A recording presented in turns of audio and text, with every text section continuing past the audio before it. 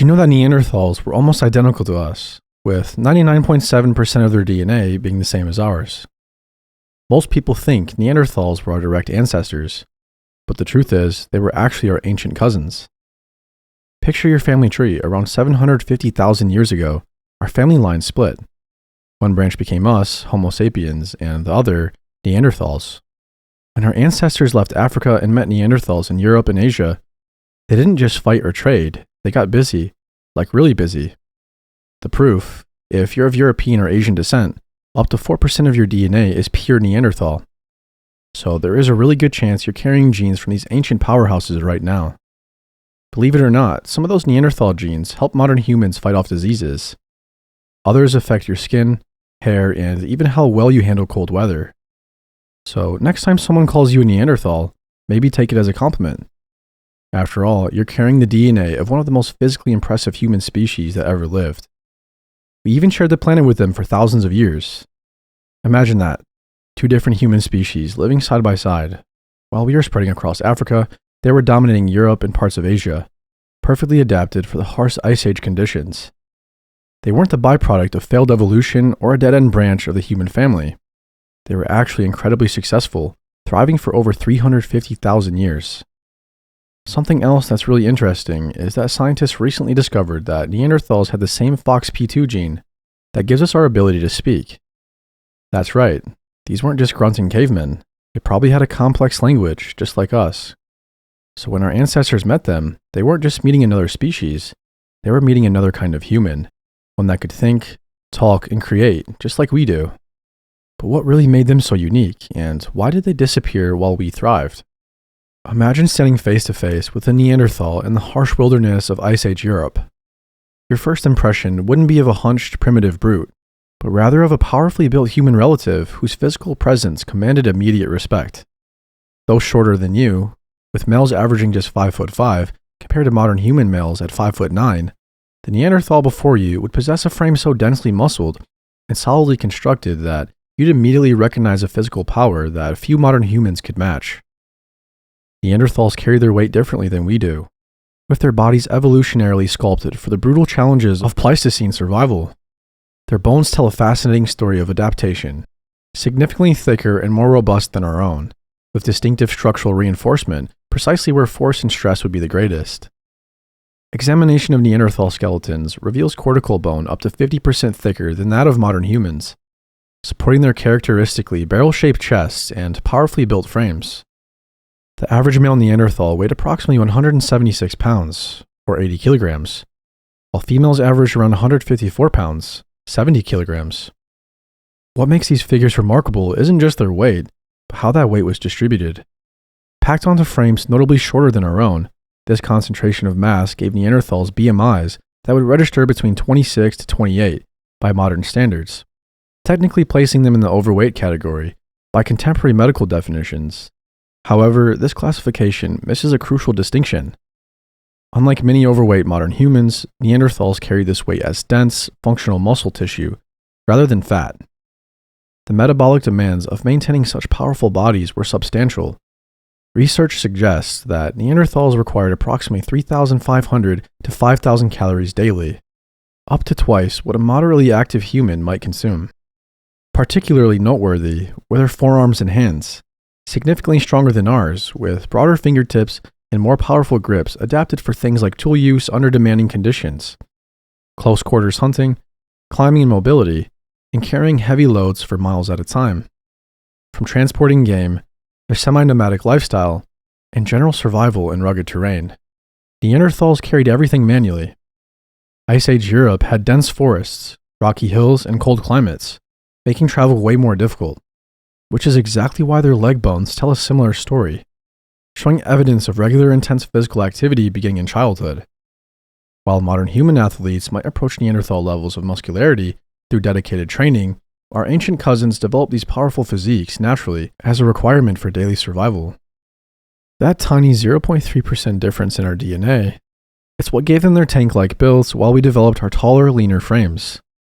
Imagine the strongest person you know. Then imagine someone so strong they'd make that person look like a lightweight. Meet your ancient cousin, the Neanderthal. These weren't just some primitive cavemen. We're talking about a human species so physically dominant that even our greatest athletes would struggle to match their general overall everyday strength. To give you more perspective, a Neanderthal teenager could likely crush the grip strength of a modern adult bodybuilder. Their bones were so dense they make ours look fragile. And that barrel chest, it wasn't from hitting the gym. They were literally built different from birth, engineered by nature to be absolute units. We're talking about a species that made the mountain from Game of Thrones look like he skips leg day. Their average height might have been only around 5'5", but they packed about 30% more muscle mass than us onto that frame. Picture a heavyweight MMA fighter. Now make them shorter, wider, and strong enough to wrestle a grizzly bear. That's your average Neanderthal. Their bones were built like reinforced concrete compared to our relatively fragile skeleton, designed to handle the kind of brutal physical stress that would snap our bones like twigs. And the craziest part, this wasn't some special genetic freak case. This was their normal. Every single Neanderthal, male and female, was built to these incredible specifications. While we were evolving to be long-distance runners, they were evolving to be vigorous freaks of nature. A common misconception that people believe is that Neanderthals were nowhere near as smart as modern humans. But that couldn't be further from the truth. Forget everything those old caveman cartoons taught you. These weren't dim-witted brutes dragging clubs around. They were legitimate intellectual rivals to our ancestors. Their brains were actually larger than ours on average, with particularly developed visual and spatial reasoning areas. Think about what that means. While we were busy developing our social intelligence, they were becoming master craftsmen and environmental problem solvers. They created complex adhesives by heating birch bark at precise temperatures, a process so complicated that modern archaeologists struggle to replicate it without advanced tools. They crafted specialized hunting weapons, understood medicinal plants, and likely communicated using a sophisticated language system, just like ours. We found evidence that they buried their dead with flowers and personal items as well, a practice that requires abstract thought and at least some level of spiritual concepts. They created jewelry, collected rare pigments for potential artwork, and may have even played musical instruments based on bone artifacts we've discovered. And all of this happened while surviving in some of the harshest environments on Earth, requiring a level of planning and adaptability that would challenge even modern survival experts. Neanderthals weren't just meatheads with strong bodies operating on instinct. They had complex minds solving prehistoric problems, with solutions so effective that some of their innovations remained unchanged for hundreds of thousands of years. The more we discover about Neanderthals, the more we realize that the gap in cognitive abilities between them and our direct ancestors might have been far smaller than we ever imagined. While Neanderthals possess remarkable intelligence, the differences between their cognitive abilities and ours reveal a fascinating evolutionary fork in the road. Neanderthals were extraordinary specialists. Their brains evolved for incredible environmental adaptation and technical mastery within established methods passed down over generations. Their larger visual cortex gave them superior night vision and spatial awareness, perfect for tracking prey through familiar territories.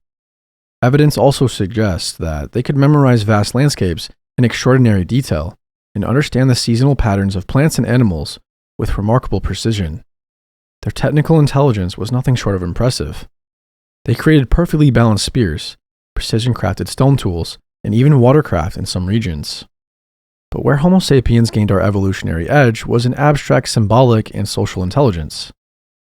Our brains developed to be especially good at language, understanding other people's thoughts and feelings and coming up with new ideas that we could share with each other.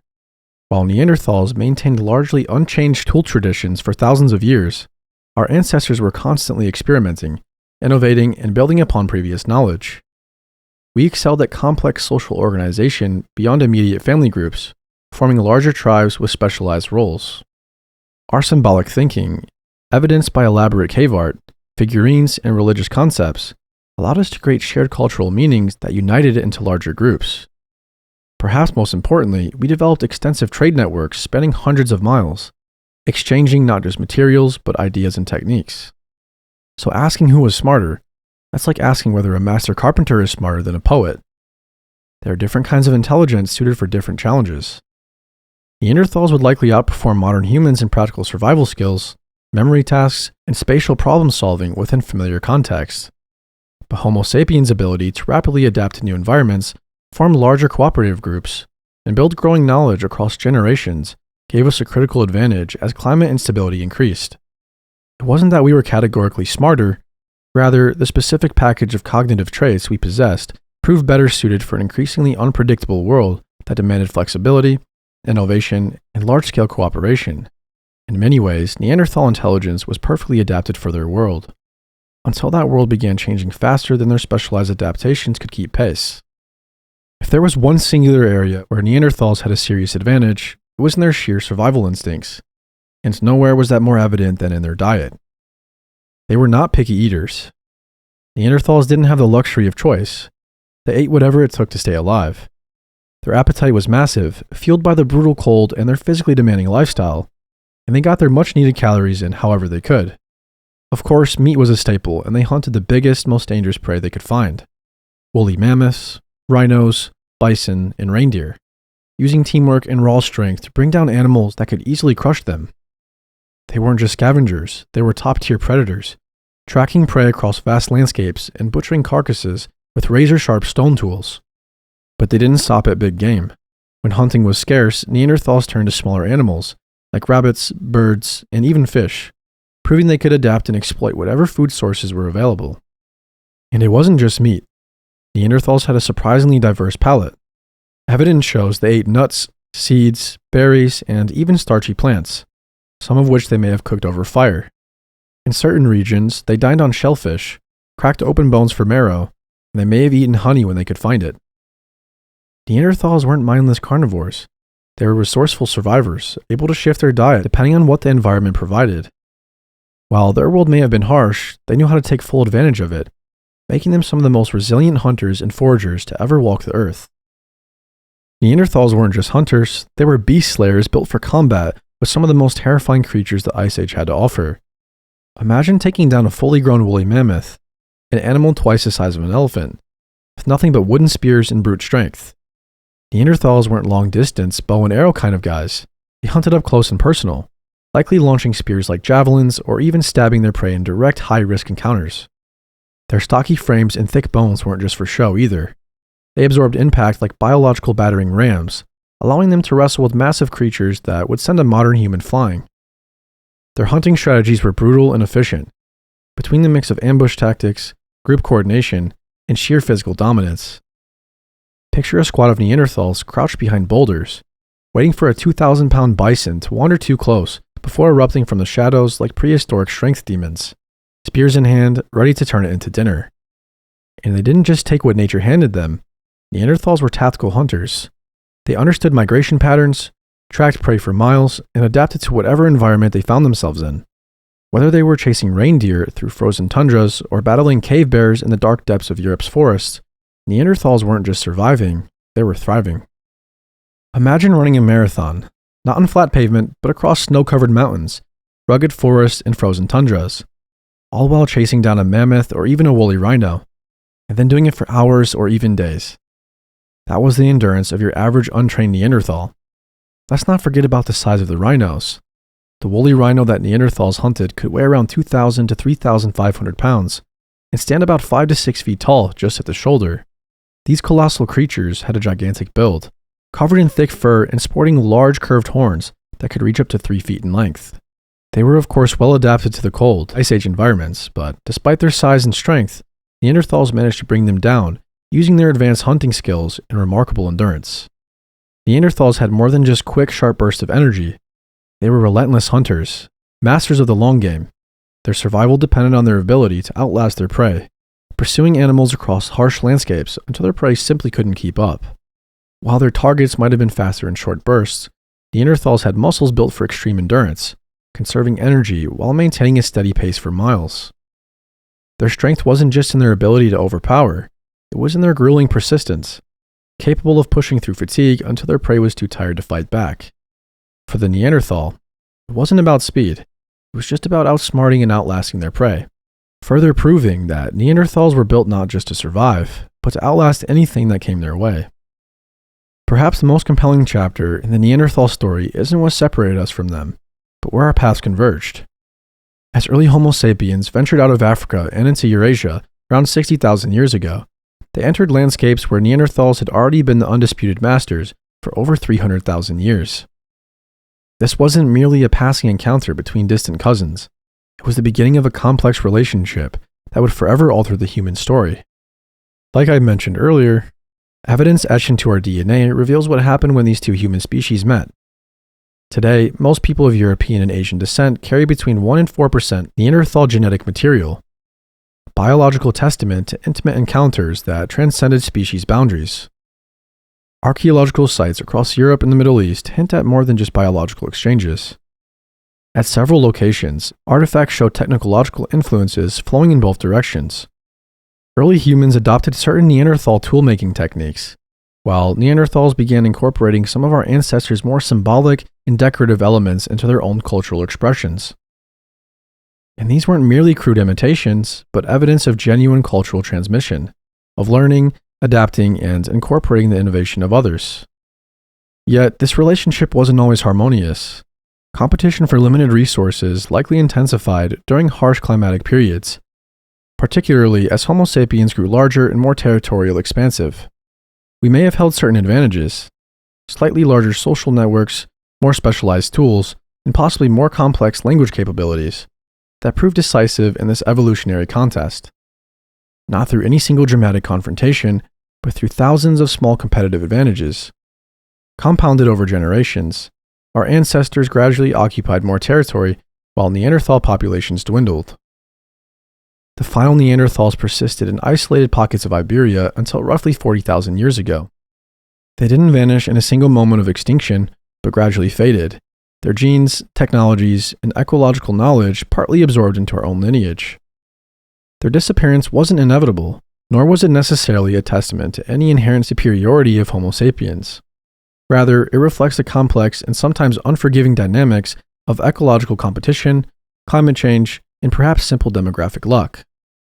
In many ways, the story of Neanderthals and early modern humans represents our species' first documented encounter with the truly other. Not merely strangers from distant lands, but beings both recognizably like us, yet fundamentally different. How our ancestors navigated this profound difference, sometimes through conflict, sometimes through cooperation, sometimes through intimate connection, may contain lessons relevant to our own diverse world. The Neanderthals' legacy isn't just a fascinating fairy tale from our evolutionary past. It's quite literally written in our cells. A reminder that human identity has never been as simple or as singular as we might imagine. Their story continues through us, not as separate branches of the evolutionary tree, but as interwoven strands in the complex tapestry of what it means to be human. In the end, they were too specialized for a world that was changing fast. But they weren't failures. They were survivors, warriors, and our closest ancient relatives. And in a way, they still live on in us.